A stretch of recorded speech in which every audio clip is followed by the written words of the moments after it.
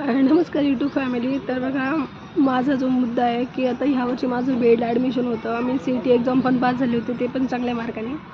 पण झालं काय की मला जेव्हा बीएडला ॲडमिशन घ्यायचं होतं आणि एक तर 2-3 दिवसच ते देतात ते, आणि त्यामध्ये मग मी ॲडमिशन घेण्यासाठी गेले तेव्हा माझ्यासोबत असा किस्सा घडला की मला त्यांनी डायरेक्ट 30,000 रुपये फीस मागितली आणि माझ्याकडे 30,000 रुपये फीस नव्हती. मला असं म्हणणं आहे सरकारला की तुम्ही BEd करणाऱ्या विद्यार्थ्यांना सुद्धा तुम्ही एवढी फीस आकारताय तर कसं व्हायचं आहे?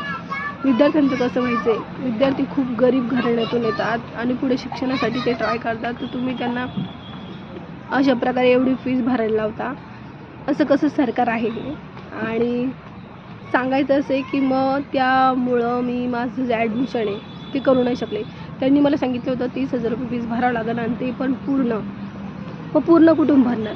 त्यामुळं माझ्याकडे पैशाचं ॲडजस्टमेंट झालं नाही. 2-3 दिवसात कुठून होणार? आणि त्यामुळं माझं हे वर्ष वाया गेलं आहे. म्हणून मी व्हिडिओ टाकत आहे आणि मला खूप म्हणजे खूप टेन्शन आलं आणि हे वर्ष माझं असंच वाया गेलं. त्यामुळं मी हा व्हिडिओ टाकलेला आहे. आणि मला पुढच्या वर्षी मग बीएडला ॲडमिशन मिळणार, तर मला आता ह्या वर्षी पैसे साचवून ठेवावं लागणार.